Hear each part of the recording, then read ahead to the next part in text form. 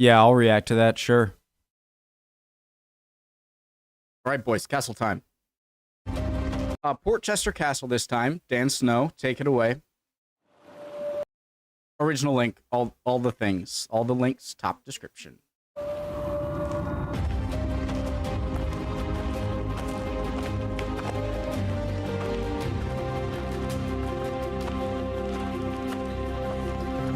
This one looks old. Well, they're castles. They're all old, but extra old.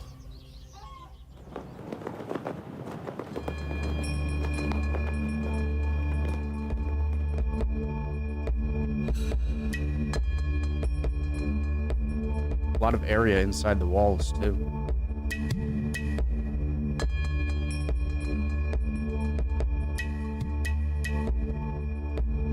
There are many places in England with long histories, but few can rival this site, which has been at the heart of the English story for over 1,500 years. Jesus. Welcome to Portchester Castle. Wait.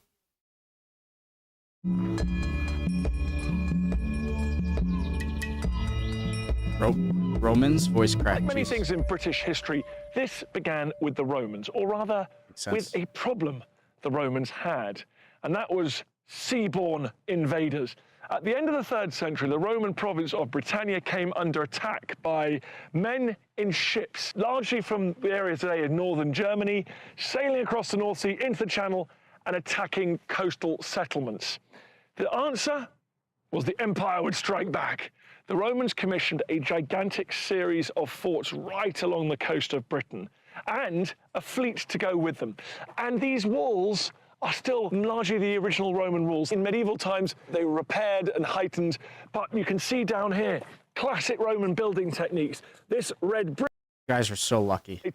But you can see down here, classic Roman building techniques. This red brick, the use of flint, very hard flint, and then limestone blocks as well. And you get these D-shaped towers, classic D-shaped towers built into these walls so that sentries could see in all different directions. This is just one of the huge fortresses built by Rome to try and hold on to this outlying province. But as well as being an amazing Roman fortress, one of the things that makes Portchester so interesting is what happened after the Roman Empire lost its grip on Britain in the 5th century. I'm sorry, cutting Dan off. I take back what I said in that it looked old. It actually looks extremely good for its age, now that I know it's Roman built and 1,500 years old. Is what happened after the Roman Empire lost its grip on Britain in the 5th century. The site seems to have been used by warlords or Anglo-Saxon settlers. This church here in the southeast corner is still a church that was founded 900 years ago. But the fort really comes into its own, rise to national prominence after the Norman conquest in 1066, because the Normans, under William the Conqueror, built a series of gigantic castles to protect their new realm. The medieval castle was also developed into a fortified palace. Initially, it was Norman lords, magnates, who owned and developed this site. They built the first fortifications, but from Henry II onwards, this castle was in royal hands, and it became a grand royal residence, not just a place for defending the realm against invasion, but a place for them to enjoy with their court. And that's why we think it's got 2 portcullises, very unusual. Here's one, and then there's another one up here. And the reason for that apparently is because Richard II, who really made the place even more glamorous than it had been before, wanted this area here to be a private royal garden just for the king. So he kept the people out with a portcullis there. Another one here, through the gates into the inner bailey. I would love to meet a medieval king, just to see like if they're similar to just very wealthy people today, or if they're extra kind of over the top. Through the gatehouse, and here we see dominating the inner bailey, the magnificent square keep. It was about 2 stories shorter when it was first built at the beginning of the 12th century. It was added on by subsequent generations, but now it's one of the most impressive square keeps anywhere in the country.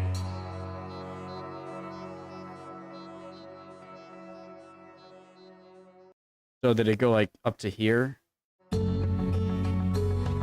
As Richard II was building this beautiful palace, he needed to make sure that servants could access it, but without being seen naturally. And so this is great fun because within these big walls, you can see these little corridors, almost tunnels, which the servants were able to beetle around the palace, but remain unnoticed.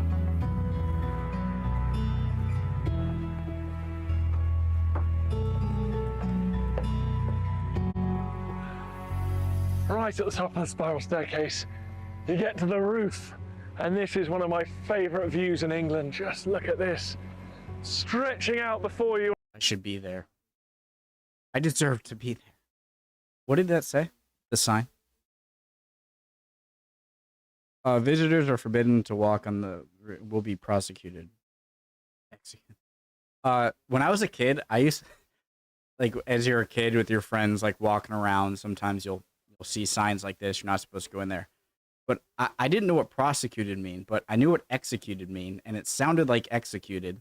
So for a little bit, I thought, like, if you go there, like, they'll execute you. Or something. Sorry, all right. And this is one of my favourite views in England. Just look at this. Stretching out before you, one of the great natural harbours, Portsmouth Harbour, and you can see why this is such a potent site. Dominates the harbour out towards the open sea there. Portsmouth. Okay, I wasn't really sure where Portchester Castle was. All right. A potent site. Dominates the harbour out towards the open sea there, past the Isle of Wight. And you can also see why this fortress is not just perfect for defence, but for attack as well. This was a staging post on for the kings of England as they sought to project power across the other side of the Channel. It was here in 1346 that Edward III planned his campaign that would end at the Battle of Crecy. It was here in 1415, a few generations later, that Henry V launched his operations that would end at the Battle of Agincourt. This is pretty much the closest place in Britain to Normandy, so it's the ideal place to launch an attack. And that is why, what's so exciting... I didn't realize that the Crecy and Agincourt were that far apart. Extraordinary is the modern naval base of Portsmouth is just there. You can just see the rigging of HMS Warrior, HMS Victory, and modern aircraft carriers. So in many ways, this place, this harbour, is still at the heart of our national defence. I have another question, okay? I have another question. I know it's like 4 stops in like 20 seconds, all right, but why is it that I see a lot of British or aircraft carriers, like some countries have their aircraft carriers have like a slant upward to like aid the aircraft, and some countries, like I haven't seen a US one that don't have the slant. So is there an advantage and a disadvantage? Like maybe if it's not long enough, you can use the ramp. If anyone knows the reason for that, I'm curious. So in many ways, this place, this harbour, is still at the heart of our national defence. There's almost nowhere else in England where you get a sense of the layers of our history like you do here at Portchester Castle. Great point, yeah.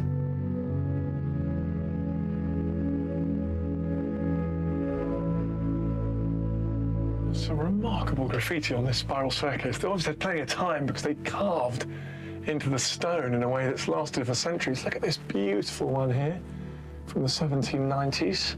So this awesome. Gentleman here.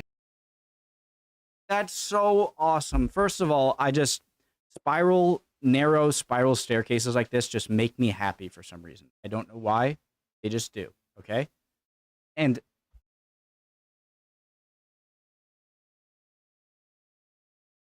I'm not a poet. I don't have good words. But it makes you realize that people back then were just like us. I know that's kind of cliche, but something about seeing someone else's and you can imagine them carving their name in is really magical. Beautiful one here from the 1790s. And this gentleman here, Botreau, perhaps from 1797, a man down here from La Rochelle. Amazing.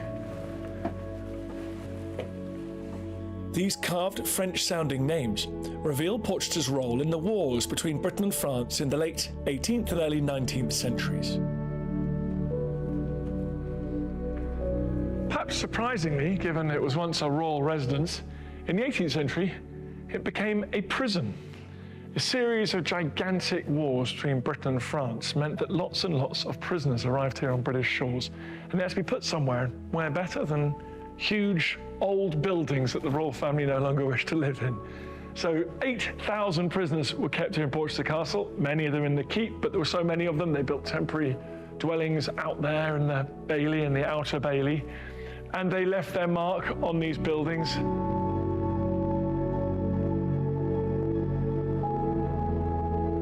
Previous visit to Portchester Castle, I'd never noticed these strange outlines in the grass here. There's a clear rectangle that you can see, and it turns out that that's due to the hot summer of 2022. The grass got parched in the boiling weather, it died back, and it revealed the outlines of the foundations of old buildings now demolished, now lost.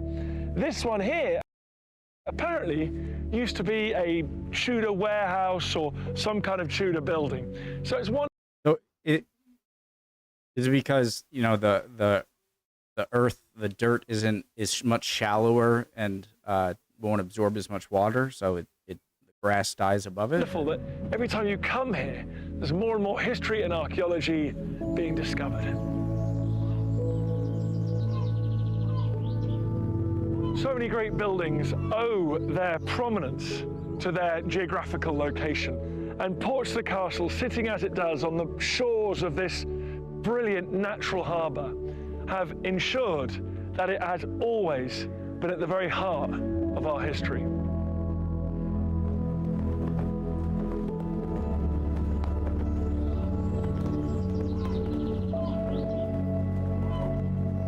That is definitely my favorite video from English Heritage so far, and might be my favorite castle video, or one of my favorite. And totally right. Mostly it's able to because of the fact it's been around since the Romans, and not all castles or forts, you know, have in England are that old. But you know, it shows you the, you know, kind of, what did he say? He said it perfectly, like the layers of English history in just one location here. Super true, super awesome. I'm jealous. I'm sure that because you guys have been surrounded by it. Thanks guys for watching, by the way. Thank you. Hope you're all doing well. I'm sure you guys are so used to it that you've probably taken it for granted, or maybe I'm maybe I'm overhyping the fact that you all this stuff, and maybe it's me that's overhyping it. But imagine just being a kid and playing and running around and knowing that, like, you're doing that on a Roman fort or something.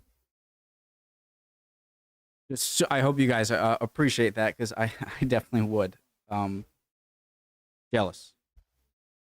Hope you guys are doing well. Would appreciate any answers to my questions. I definitely had a lot. Kind of talkative. Yeah, I'd appreciate it. Hope you guys are doing well, and I'll see you next video. All right. Bye, guys.